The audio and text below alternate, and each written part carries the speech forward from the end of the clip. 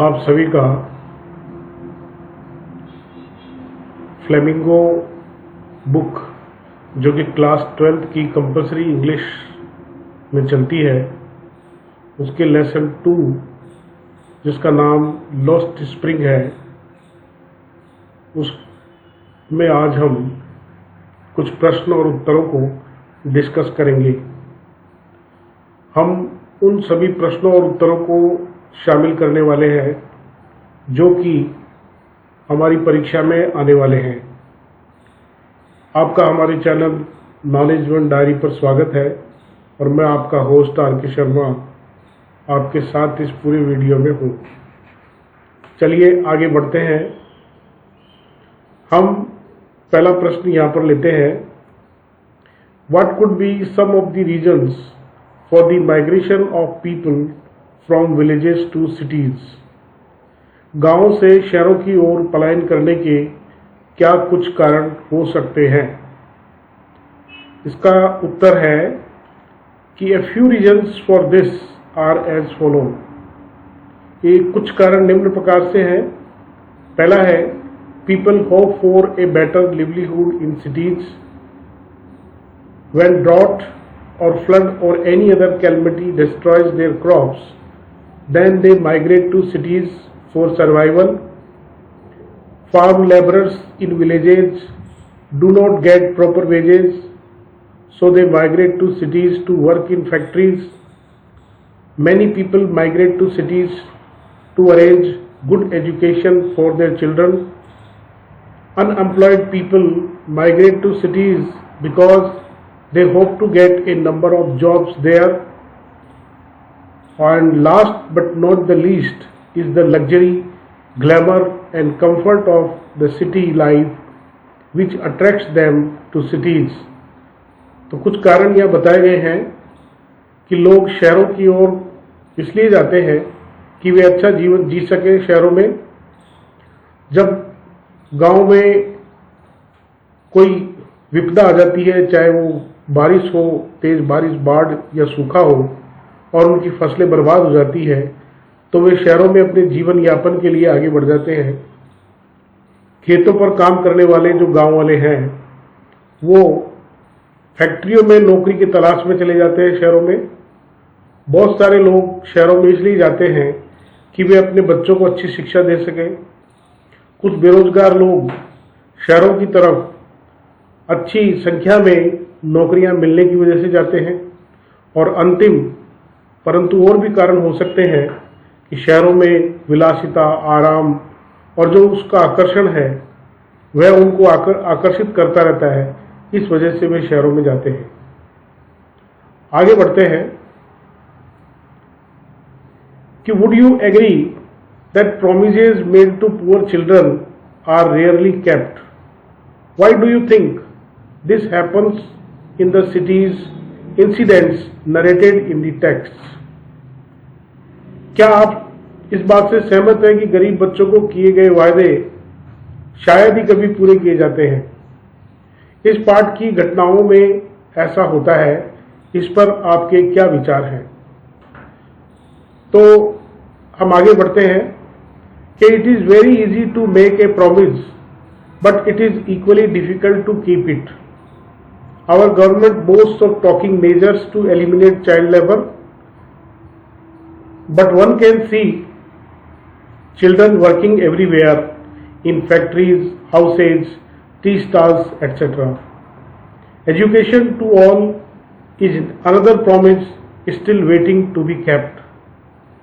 किसी से वादे करना बहुत आसान है, परंतु उनको पूरा करना बहुत कठिन है।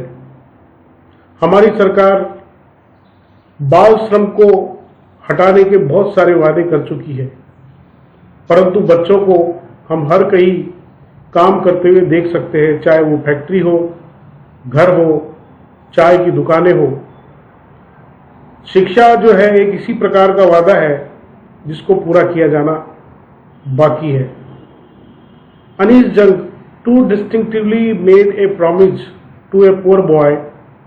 The boy hoped for a better future, but then he came to know that this was just another promise made to the poor. To sum up, we can say that promises made to poor children are never kept. इस पाठ की लेखिका अनीस जंग जो है वो एक गरीब बच्चे से वादा करती है। बच्चा जो है एक अच्छे भविष्य की उम्मीद करता है, परंतु उसे बाद में पता लगता है कि ये केवल एक गरीब से किया हुआ वादा था। सार रूप में हम कह सकते हैं कि गरीबों से किए गए वादे कभी पूरे नहीं होते हैं, जिसमें गरीब बच्चे भी शामिल हैं। अगला है, What forces conspired to keep the workers in the Bengal industry of Firozabad in poverty? कि फिरोजाबाद के चूड़ी उद्योग में लगे श्रमिकों को गरीब बनाए रखने का कुचक्र कौन सी शक्तियां करती रहती हैं?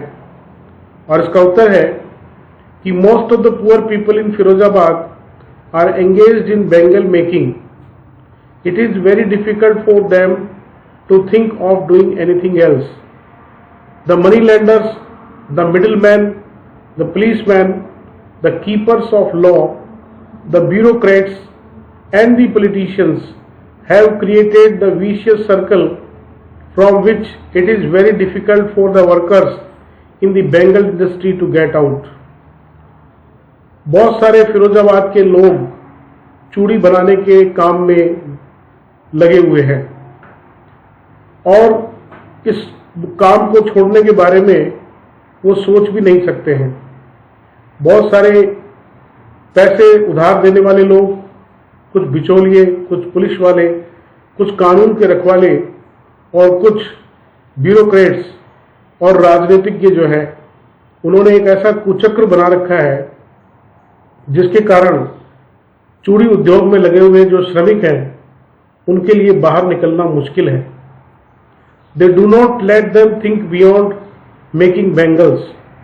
If someone ever dares think otherwise, he will be hold up by the police. He will be beaten and dragged to jail for doing something illegal. The vicious circle of poverty and injustice never allows them to take any courageous step. अगर कोई चूड़ी बनाने के उद्योग से बाहर जाने की सोचता है तो पहली बात तो वो सोच ही नहीं सकता है। फिर भी अगर सोचता है तो पुलिस के द्वारा उसको डांटा फटकारा जाएगा, उसे पीटा जाएगा, उसे जेल में डाल दिया जाएगा कि उसने कोई गैर कानूनी काम किया है। और ये जो दुष्चक्र है गरीबी का और अन्याय का, ये उन्हें कभी भी ये साहसी कदम उठाने का के लिए आज्ञा नहीं देता है। आगे है कि what is Saheb looking for in the garbage dumps? Where is he and where has he come from? Saheb कूड़े के ढेर में क्या खोज रहा है, वह कहाँ है तथा कहाँ से आया है? इसी से मिलता जुलता एक प्रश्न है कि where did Saheb's family settle? Saheb का परिवार कहाँ बस गया था? इसका उत्तर है कि Saheb is a young boy who is engaged in rag picking. He is looking for money in the garbage dumps. Presently he is living at Seemapuri, a place on the border of Delhi. His family has come from Bangladesh. Saheb एक छोटा लड़का है जो कि कचरा बीनने का काम में लगा हुआ है। वह कचरे के ढेर में पैसे को तलाश रहा है। वर्तमान में वह दिल्ली की सीमा पर बसे सीमापुरी में रहता है। उसका परिवार बांग्लादेश से आया है। अगला है कि what explanations does the author offer for the children not wearing footwear? लेखिका बच्चों के जूते न पहनने के लिए क्या स्पष्टीकरण देती है? या what does the reference to chappals in the lost spring tell us about the economic condition of rag pickers? चप्पल के संदर्भ में यह पाठ कूड़े बीनने वालों की आर्थिक दशा के बारे में क्या बताता है? तो इसका उत्तर है कि the author had seen children walking barefoot without any chappals in cities and on village roads. Most people think that it is not lack of money but a tradition to stay barefoot. But the writer thinks otherwise. She considers that it is the perpetual state of poverty that makes them walk barefoot. लेखिका जो है वो बच्चों को नंगे पैर चलते हुए शहरों और गांवों की सड़कों पर देखती है। बहुत सारे लोग ये मानते हैं कि पैसे की कमी के कारण ऐसा होता है, या ये जो है एक परंपरा है नंगे पैर रहना, परंतु लेखिका कुछ दूसरी तरीके से सोचती है। वह मानती है कि निरंतर रूप में जो गरीबी की दशा है उसकी वजह से ये बच्चे नंगे पैर रहते हैं। अगला प्रश्न है कि इज साहब happy looking at the tea stall, explain. Working at the tea stall, क्या साहब चाय की दुकान पर काम करके खुश है? स्पष्ट कीजिए। Although Sahib gets 1,800 and all his meals, yet he is not happy working at the tea stall. For now, he is no more the master of his own. He is a servant. He seems to say that it is better to reign in hell than to serve in heaven. साहब जो है वह 1800 रुपये में और दोनों वक्त का खाना उसको चाय की दुकान पर काम करते हुए मिल रहा है, फिर भी वह खुश नहीं है, क्योंकि वह अपनी इच्छा का मालिक नहीं है।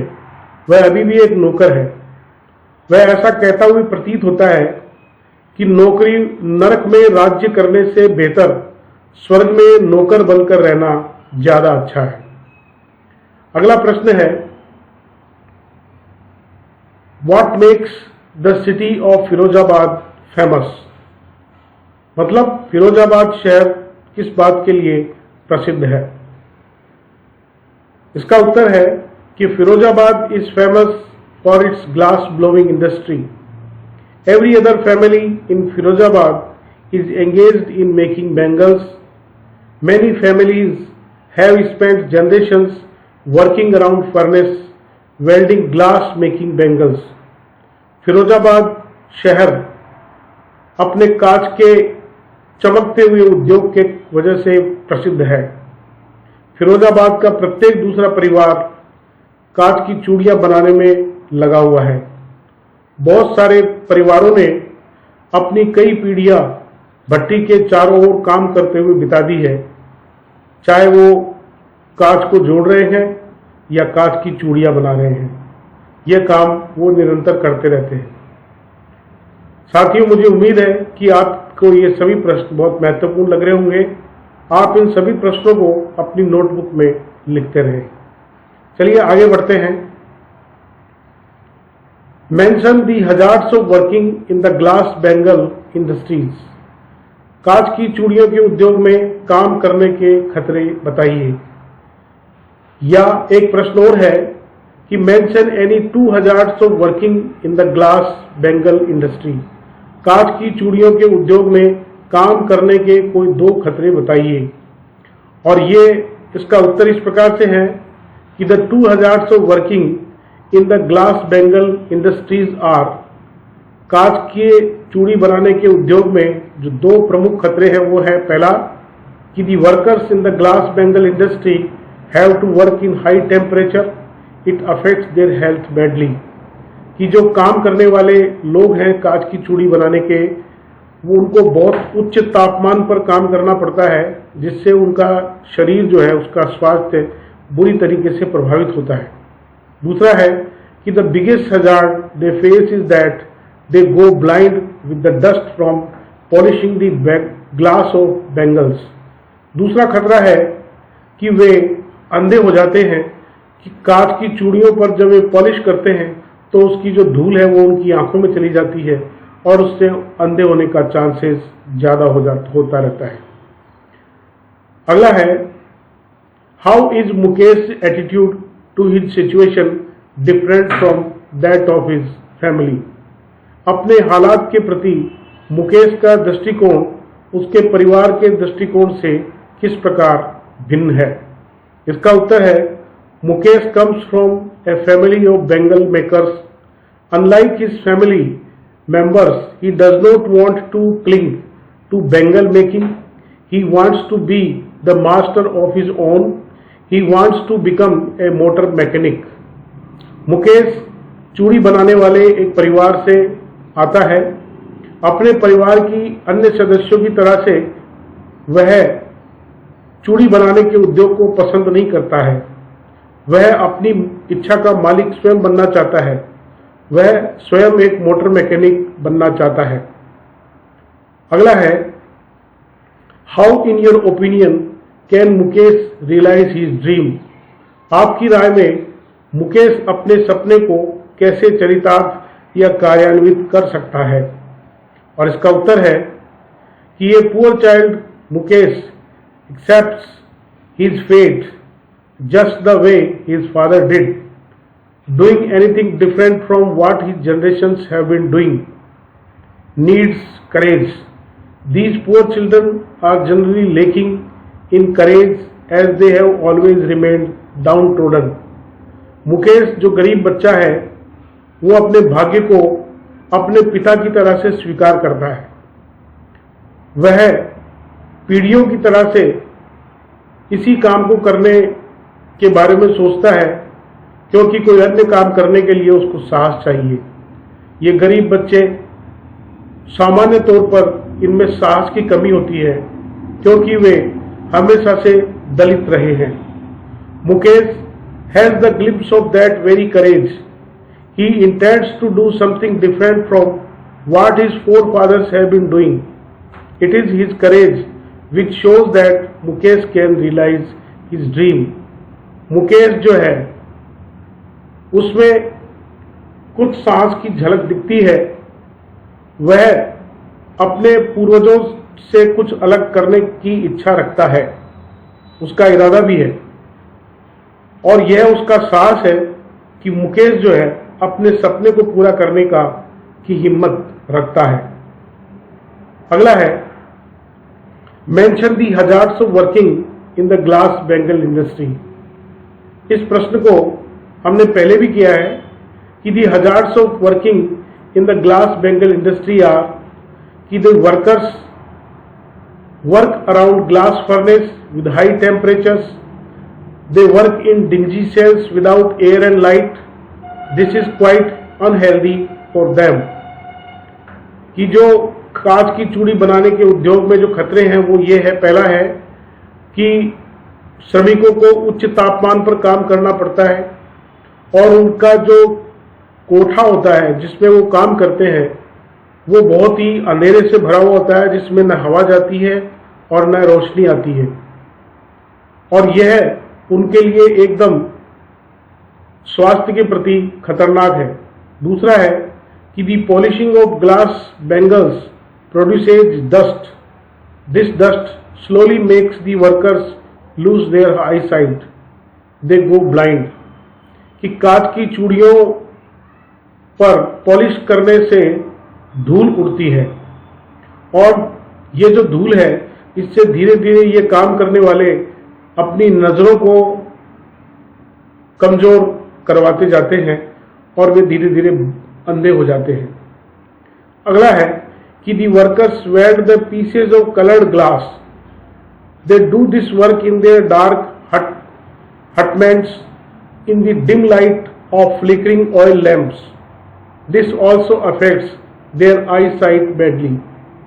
कि जो काम करने वाले हैं वो कांच के टुकड़ों को, रंगीन कांच के टुकड़ों को वेल्ड यानी जोड़ते हैं और वो ये अपने गरीब जो अंधेरी कोठड़ियां हैं उनमें करते हैं जहां पर एक तेल का दिया जलता रहता है वो भी मध्यम रोशनी में, जिससे उनकी आंखें बुरी तरीके से प्रभावित होती है. अगला है, most of them lose their eyesight even before they become adult. कि उनमें से बहुत सारे बड़े होने से पहले ही अंधे हो जाते हैं. अगला है कि why should child labour be eliminated and how. कि बाल श्रम को क्यों और किस प्रकार से मिटाया जाना चाहिए. इसका उत्तर है Although child labor is banned by law, yet a large number of children work in various industries. It is the age when children should get their education and prepare themselves for future. This age should be utilized to make all-round development of a child. यद्यपि बाल श्रम जो है वो कानून के द्वारा प्रतिबंधित होनी चाहिए। बहुत सारे बच्चे अभी भी फैक्ट्रियों में, उद्योग धंधों में काम कर रहे हैं और ये वह उम्र है जिसमें उनको शिक्षा प्राप्त करनी चाहिए या अपने भविष्य के लिए तैयारियां करनी चाहिए। यह वह उम्र है जिसमें वे अपना सर्वांगीण विकास कर सकते हैं। Child labour can be eliminated through enacting laws and by strictly enforcing them. But no law is adequate until there is willingness among the people to follow it. So it is necessary to spread awareness among the parents and the people who employ children as workers. बाल श्रम जो है उसको कानून बनाकर ही हटाया जा सकता है और बड़ी सख्ती से इसको लागू किया जाए, परंतु कोई भी कानून तब तक पर्याप्त नहीं है जब तक कि लोगों में इसको पालना करने की इच्छा ना हो। इसलिए यह अति आवश्यक है कि लोगों में, माता पिता में एक जागरूकता फैलाई जाए कि वे अपने बच्चों को काम पर न भेजें। अगला है, right a paragraph of about 125 words on any one of them noted above. You can start by making notes. उपयुक्त में से किसी एक पर लगभग 125 शब्दों में एक अनुच्छेद लिखिए। शुरुआत करने के लिए आप अपने नोट्स पहले बना सकते हैं। ये अक्सर आपकी परीक्षा में भी पूछा जा सकता है, एक छोटा पैराग्राफ, और इसको इस प्रकार से हमें लिखना चाहिए।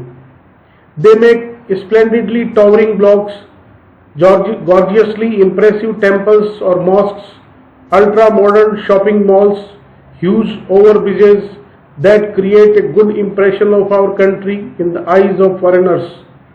All the above mentioned things are in utter contrast to the life of the workers who make them. They live in humble hutments. It is a great irony of fate that the workers who toil so hard to prepare beautiful buildings have to live in dirty conditions. This indeed is a very shameful thing for all of us. वे लोग ऊंचे ऊंचे भवन बनाते हैं, बहुत ही प्रभावपूर्ण और आकर्षक मंदिर और मस्जिद बनाते हैं, वे अति आधुनिक शॉपिंग मॉल बनाते हैं, वे बड़े बड़े पुलिया बनाते हैं और जिससे कि हमारे देश की जो आभा है वह विदेशियों की नज़रों में बहुत अधिक प्रभाव डालती है। जो ऊपर बताए गए हैं उससे एकदम विपरीत स्थिति है कि काम करने वालों की, श्रमिकों का जो जीवन है वो बड़ा उल्टा है। वे छोटी छोटी झोपड़ियों में रहते हैं और उनके भाग्य में ये बड़ा दुर्भाग्य है उनका कि जो इतना श्रम करके इतना सुंदर काम बनाते हैं उनको बहुत ही गंदी स्थितियों में रहना पड़ता है और यह हम सबके लिए बहुत शर्मनाक है। Thanks for your time. Keep watching the channel knowledge diary. उम्मीद है कि आपको हमारे प्रश्न और उत्तर अच्छे लग रहे होंगे। हमने कुछ छोटे छोटे वीडियोज भी डाले हैं जिनमें हम 5 से 7 प्रश्नों को डिस्कस कर रहे हैं। आप उन वीडियोज को भी सराह रहे हैं, आपको अच्छा लग रहा है। बहुत बहुत धन्यवाद। आप इसी प्रकार से हमारे और वीडियोज देखते रहें।